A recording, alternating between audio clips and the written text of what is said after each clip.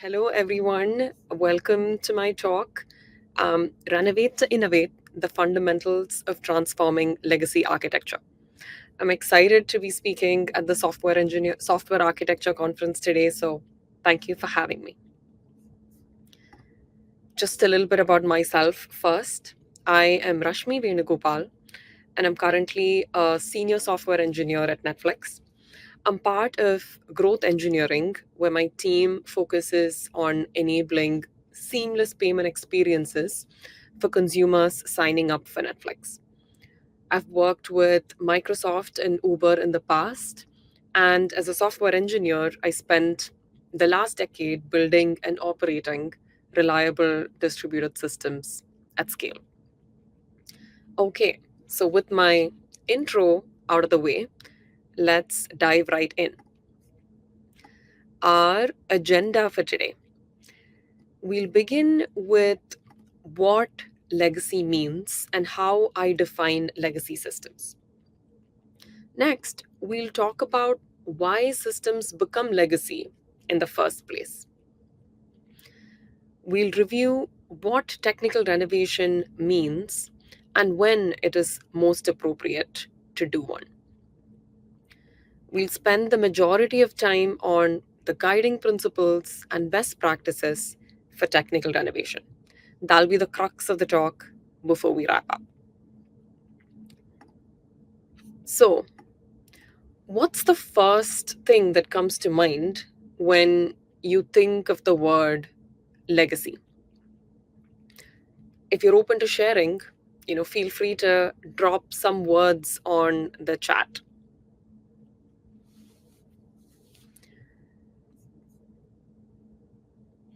I have, I basically have a word cloud from OpenAI for the word legacy. As you can tell, there's a few different ways of thinking about legacy. So the term legacy is quite overloaded. So it's useful to spend a couple of minutes to get on the same page about what legacy systems mean in the context of this talk. I define legacy system or a software system as legacy or on its way to becoming legacy if it hinders the organization's ability to meet or keep up with business requirements. Let's make this more concrete and talk through some telltale signs of systems that are unable to keep up with business requirements. When there's a decrease in innovation velocity. So, as your software systems get more and more complex, even a simple change can take a disproportionate amount of time. Product and project managers expect productivity to scale linearly with complexity. Engineers know better. We're close to the ground, and our past experience has primed us to be more pragmatic. It is a sign of a legacy system when the reality of how long it takes to roll out a change is far from the expectation. And this is driven by an increase in complexity. There are numerous sources of complexity in software engineering. Working across multiple teams involves coordination tasks. A lack of established boundary between teams makes it difficult to release isolated changes. A lack of investment in observability, automation, and testing leads to high operational costs just for keeping the lights on. To recap, there are various sources of complexity, and as it goes up, the developer product productivity and innovation velocity comes down. Another sign of legacy system is when the quality of experience starts to degrade. QoE measures the overall satisfaction of end users when they interact with the system. I'm sure we've all experienced the very real frustration of waiting many seconds for a screen to load. In fact, Amazon has an infamous study that quantifies the impact of latency to their business. They find that every 100 millisecond increase in latency impacts their sales by 1%. To recap, a dip in quality of experience, despite a best effort to tune them, is a sign of a legacy system. Another signal is when it becomes consistently difficult to scale the system for increased user load and user demand.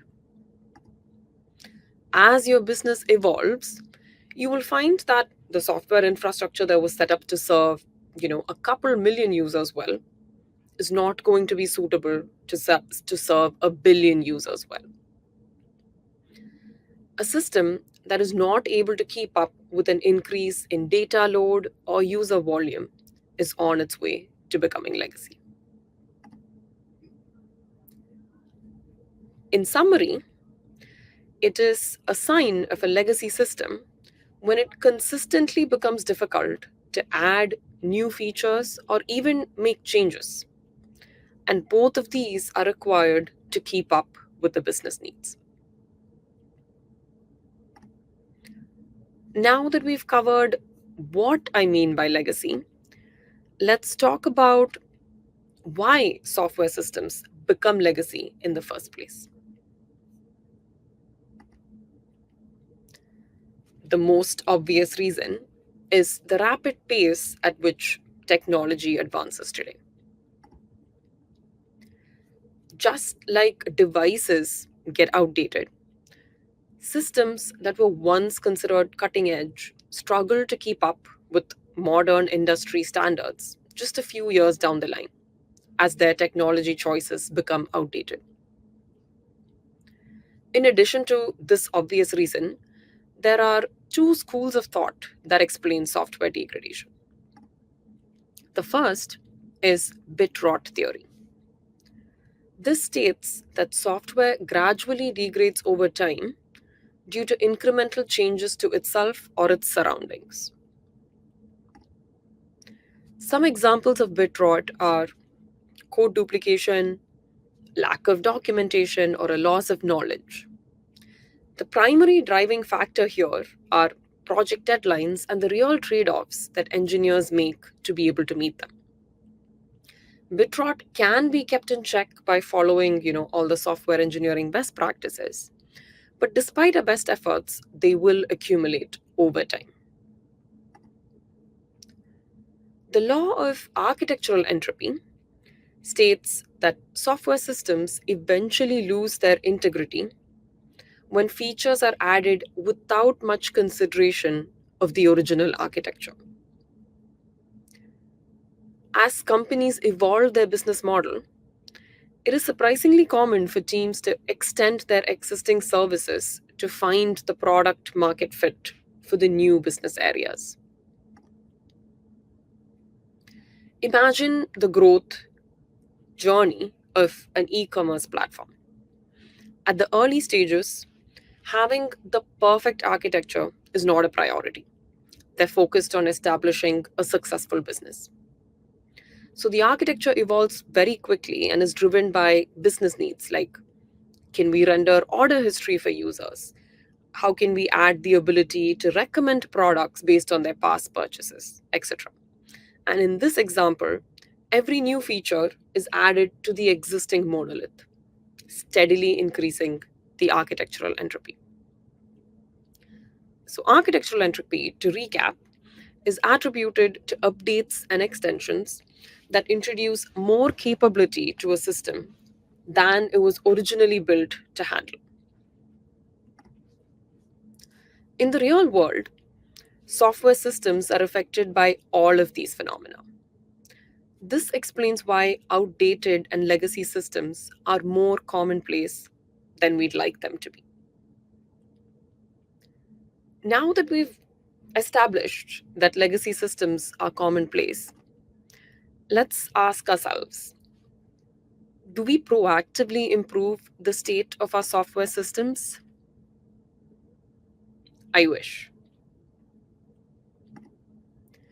The inevitability of software degradation, on one hand, driven by entropy, bit rot, and technical advancements, combined with the lack of always, I mean, I'm not saying this always happens, but often the lack of proactiveness in addressing them, on the other hand, leaves us with systems that are difficult to understand, maintain, and extend. And that brings us to technical renovation. So, what does technical renovation actually mean? I define technical renovation as the act of upgrading or replacing outdated systems and technology to improve the state of your software systems. Often I get asked, hey, but how about refactoring? How does that fit into technical renovation? I view refactoring similar to organizing your closet. Much like refactoring, organizing involves moving things around. This makes it easy to access all pieces of your clothing. Hey, you might even get rid of some stuff to create space. And it also has the side effect of reminding you what you already have, and that could influence your future wardrobe investments.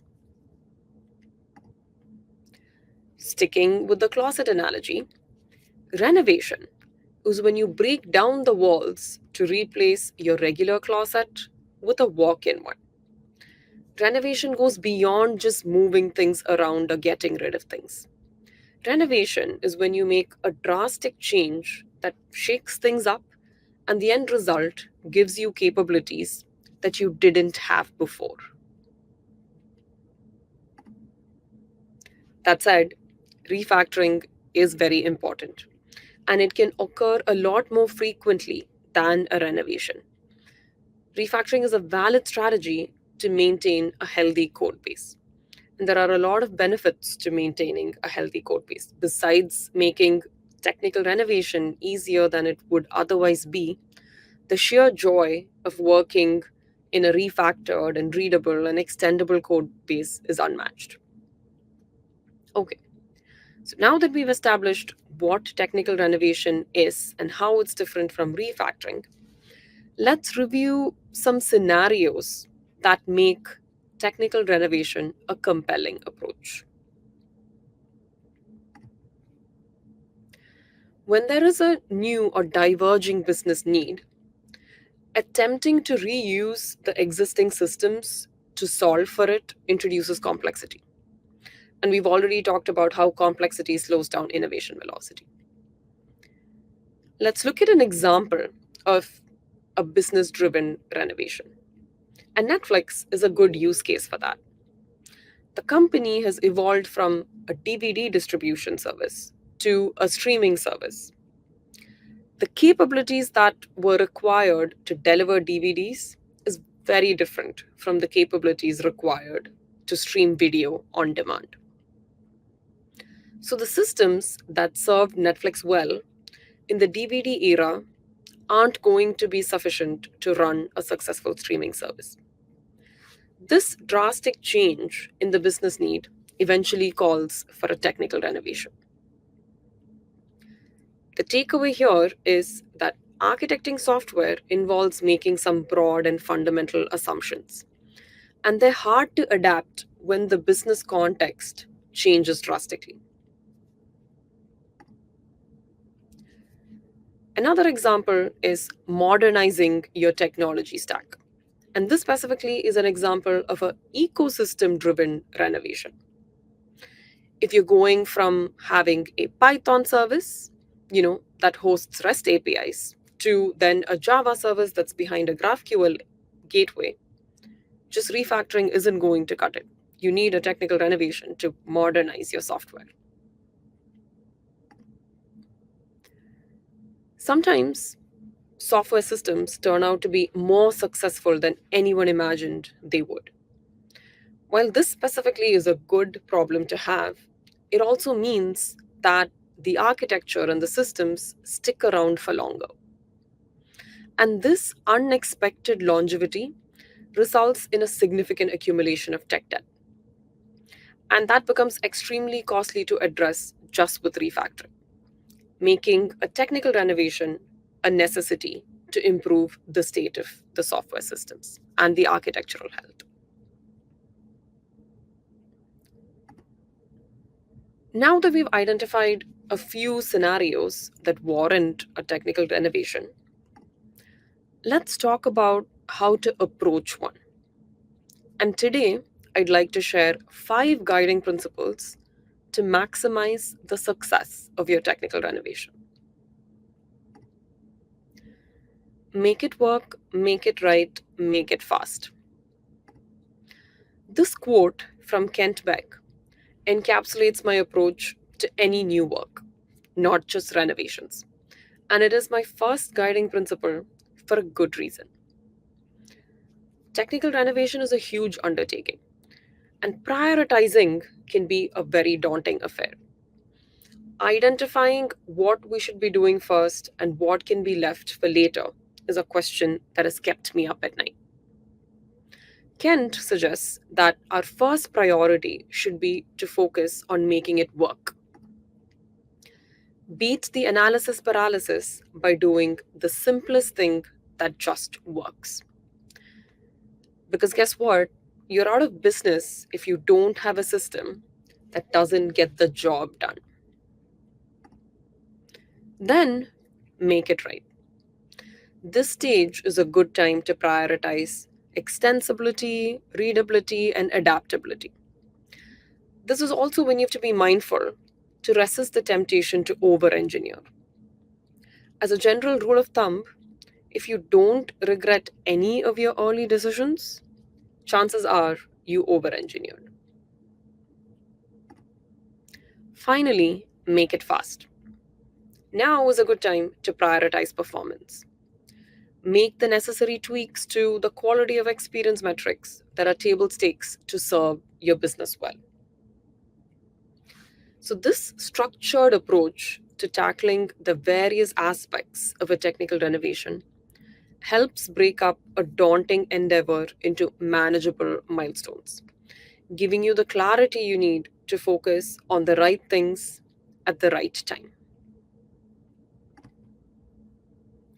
My second guiding principle is evolutionary architecture. Internalize the fact that complex systems cannot be fully designed upfront. Building software in a rapidly changing environment comes with many unknowns and surprises. So, evolving your architecture as you go is more pragmatic. So, first, start by defining a set of fitness functions that represent the desired qualities of your end state, such as performance, security, and scalability. Once you've picked the system qualities that matter the most to you, use that to then guide your decision making. This ensures that your architecture is evolving in the direction that is right for you and your organization's priorities. Adopt a continuous delivery practice. This helps reliably release changes frequently. Automate all the steps between developing a feature to releasing a feature. This provides the fast feedback loop that helps your team A B test and experiment your changes out in the wild in the real world. And experimentation in general is key to maintaining high innovation velocity.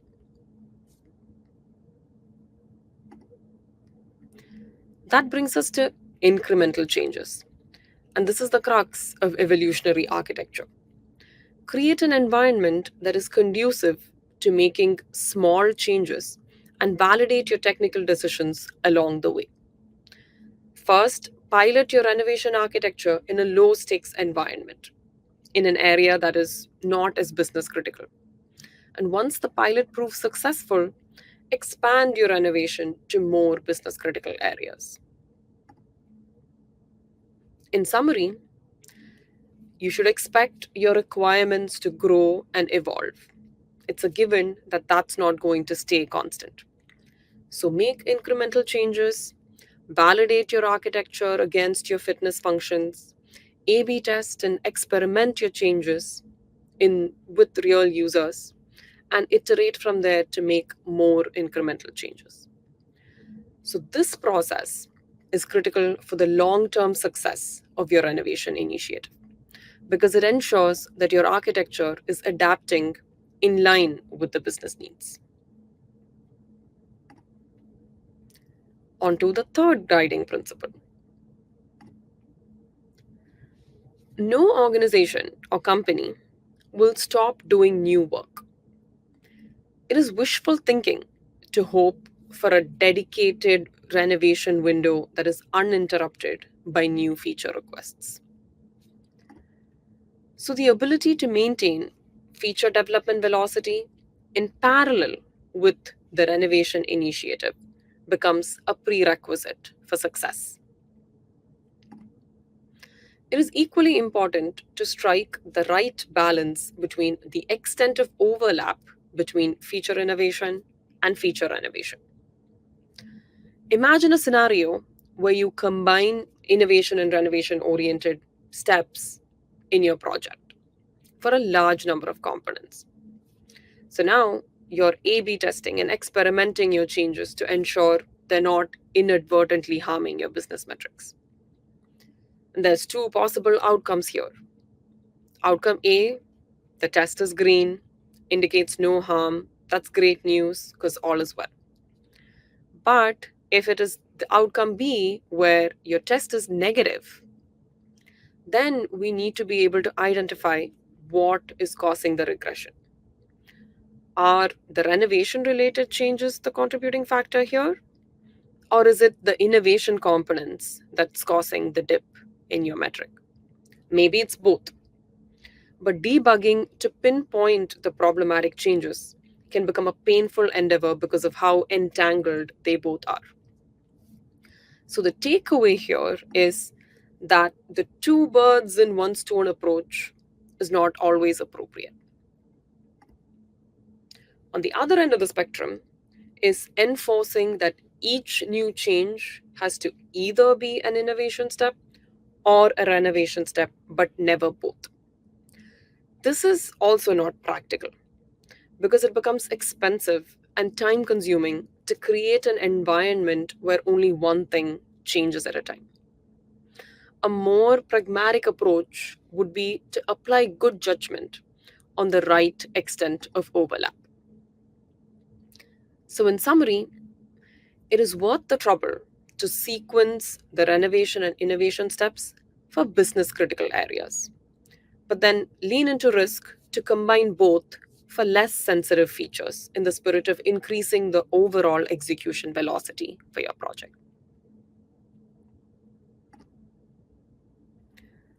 On to our fourth guiding principle. Deprecation driven development focuses on what we're gaining by deprecating as opposed to what we lose. This approach makes the case that systematically removing obsolete technology is a prerequisite for healthy software engineering lifecycle.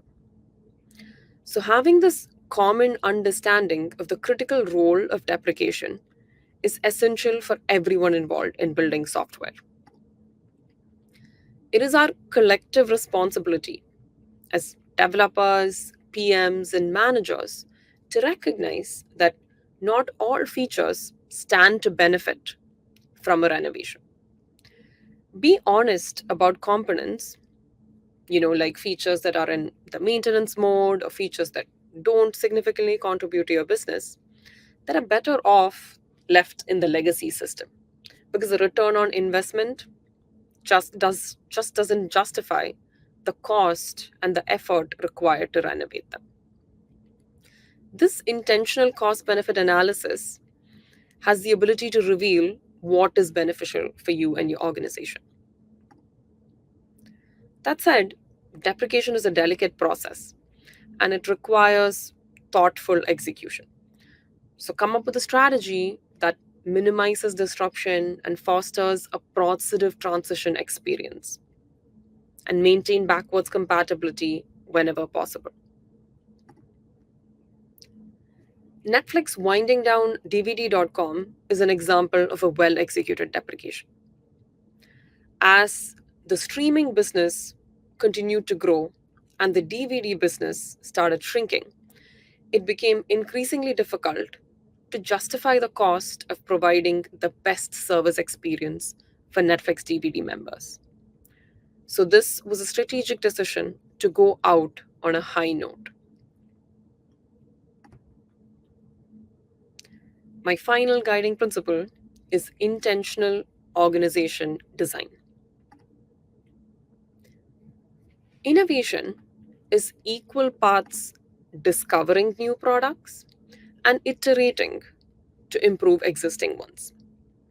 An inspiration for discovery or iteration can occur in any part of the company, making it easy for ideas and inspiration to flow through your organization is important for innovation velocity. So, intentional organization design involves identifying the optimal collaboration model for your business to thrive. As an example, let's look at two different ways of organizing teams. Design A involves grouping engineers based on their function, like front end, middle tier, back end. Design B groups engineers based on common deliverables and as full stack teams.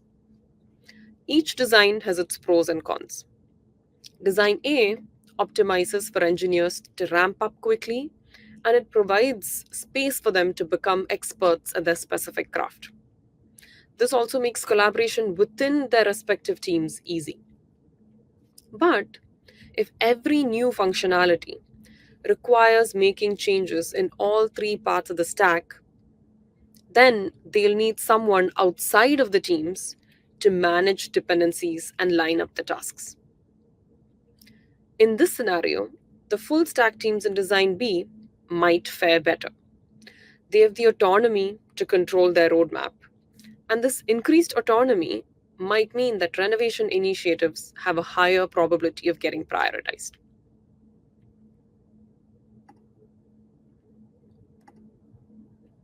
In addition to dependencies and flow of ideas, organization design also has an impact on the software architecture. Conway's law suggests that there is synergy between the two. It says that the way that teams are structured and organized influences the architecture and the design of the systems they create. So, for an organization undertaking a technical renovation initiative, it is a good idea to first take a step back and assess the org structure.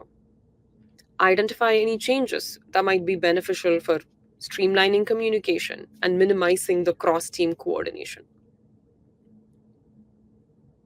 Skipping the step could result in systems that mimic how organizations communicate internally, and it might not be in the best interest of serving its end users well. In summary, you have to choose to strengthen the communication paths that are most important for the nature of your organization and its software architecture. Because every communication path cannot be the strongest.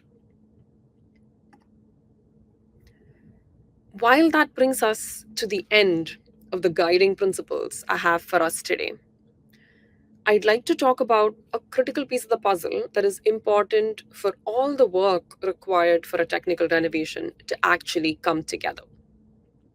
And that is embracing the growth mindset. It starts with having the right perspective. The perspective that legacy systems, more often than not, are a byproduct of a company's success. So it should not be of surprise that as your organization grows and evolves, legacy systems emerge. Building the muscle to work through renovation initiatives is imperative for innovation and the continued success for your organization. That said, A technical renovation initiative is a significant undertaking. So rest assured that the path to successfully transforming your legacy architecture will be a bumpy and thorny one. So champion the growth mindset by, learning from mistakes, valuing feedback, and focusing on getting better throughout your renovation journey. And this is also how I approached the guiding principles for technical renovation. Some of the principles I shared here today may seem ambitious. That is because they're intentionally aspirational in the spirit of shooting for the stars and landing on the moon. That's my talk. Thank you all. I'm going to